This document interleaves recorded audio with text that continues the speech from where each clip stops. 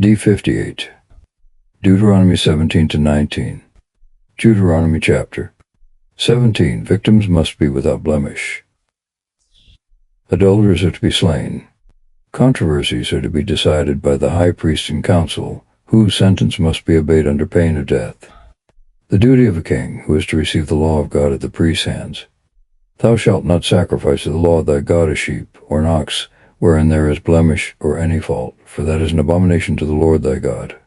One there shall be found among you within any of thy gates, which the Lord thy God shall give thee, man or woman that do evil in the sight of the Lord thy God, and transgress his covenant, so as to go and serve strange gods, and adore them, the sun and the moon, and all the host of heaven, which I have not commanded, the host of heaven, that is, the stars. And this is told thee, and hearing it thou hast inquired diligently, and found it to be true, and that the abomination is committed in Israel. Thou shalt bring forth the man or the woman who have committed that most wicked thing to the gates of thy city, and they shall be stoned. By the mouth of 2 or 3 witnesses shall he die that is to be slain. Let no man be put to death, when only one beareth witness against him. The hands of the witnesses shall be first upon him to kill him, and afterwards the hands of the rest of the people, that thou mayest take away the evil out of the midst of thee. If thou perceive that there be among you a hard and doubtful matter in judgment between blood and blood, cause and cause, leprosy of leprosy, and now see that the words of the judges within thy gates to vary, rise, and go up to the place which the Lord thy God shall choose. If thou perceive, etc. Here we see what authority God was pleased to give to the church guides of the Old Testament in deciding, without appeal, all controversies relating to the law, promising that they should not err therein. And surely he has not done less for the church guides of the New Testament.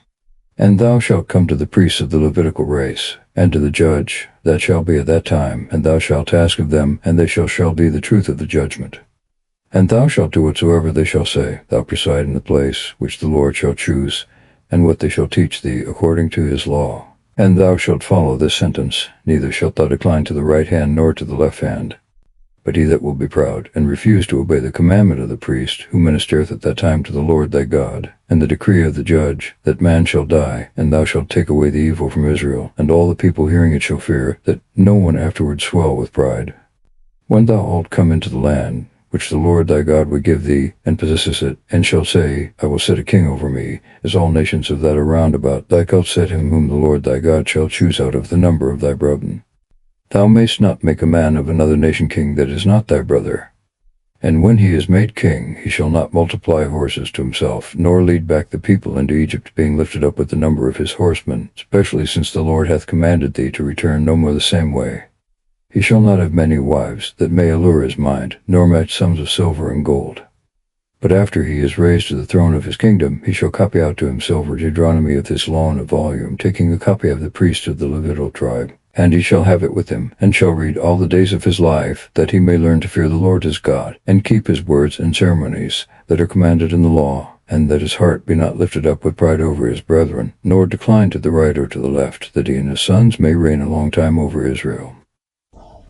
Deuteronomy chapter 18. The Lord is the inheritance of the priests and Levites. Heathenish abominations are to be avoided. The great prophet Christ has promised. False prophets must be slain. The priests and Levites, and all that are of the same tribe, shall have no part nor inheritance with the rest of Israel, because they shall eat the sacrifices of the Lord, and his oblations, and they shall receive nothing else of the possession of their brethren, for the Lord himself is their inheritance, as he hath said to them. This shall be the priest's due from the people, and from them that offer victims, whether they sacrifice an ox or a sheep, they shall give to the priest the shoulder and the breast, the first fruits also of corn, of wine, and of oil, and a part of the wool from the shearing of their sheep. For the Lord thy God hath chosen him of all thy tribes to stand and to minister unto the name of the Lord, him and his sons forever. If a Levite go out of any one of the cities throughout all Israel, in which he dwelleth, and have a longing mind to come to the place which the Lord shall choose, he shall minister in the name of the Lord his God, as all his brethren Levites do, that shall stand at that time before the Lord. He shall receive the same portion of food that the rest do, besides that which is due to him in his own city by succession from his fathers. When thou art come into the land which the Lord thy God shall give thee, beware lest thou have a mind to imitate the abominations of those nations. Neither let there be found among you any one that shall expiate his son or daughter, making them to pass through the fire, or that consulteth soothsayers, or observeth dreams and omens. Neither let there be any wizard, nor Jama, nor anyone that consulteth Python experience, or fortune tellers, or that seeketh the truth from the dead. For the Lord poureth all these things, and for these abominations he will destroy them at thy coming. Thou shalt be perfect, and without spot before the Lord thy God. These nations, whose land thou shalt possess, hearken to soothsayers and diviners, but thou art otherwise instructed by the Lord thy God. The Lord thy God will raise up to thee a prophet of thy nation and of thy brethren like unto me, and thou shalt hear, as thou desirest, to the Lord thy God in Horeb. When the assembly was gathered together, and saidst, Let me not hear any more the voice of the Lord my God, neither let me see any more this exceeding great fire, lest I die. And the Lord said to me, They have spoken all things well. I will raise them up a prophet out of the midst of their brethren like to thee, and I will put my words in his mouth, and he shall speak to them all that I shall command him. And he that will not hear his words, which he shall speak in my name, I will be the revenger. With the prophets, who being corrupted of pride, shall speak in my name things that I did not command him to say, or in the name of strange gods, shall be slain. And if in silent thought thou answer, how shall I know the word of the Lord hath not spoken? Thou shalt have this sign, whatsoever that same prophet foretelleth in the name of the Lord, and it cometh not to pass, that thing the Lord hath not spoken, but the prophet hath forged it by the pride of his mind, and therefore thou shalt not fear him. Deuteronomy chapter 19.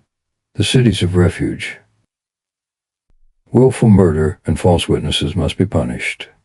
When the Lord thy God hath destroyed the nations, whose land he will deliver to thee, and thou shalt possess it, and shalt dwell in the cities and houses thereof, thou shalt separate to thee 3 cities in the midst of the land, which the Lord will give thee in possession, paving diligently the way, and thou shalt divide the whole province of thy land equally into 3 parts, that he who is forced to flee from men's ire may have near hand whither to escape.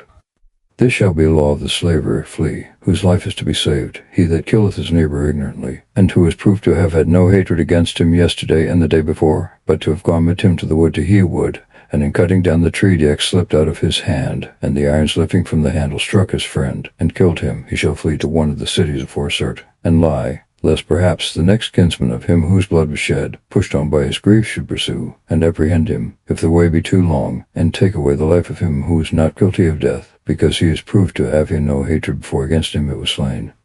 Therefore I command thee, that thou separate 3 cities et equivaces humprimo.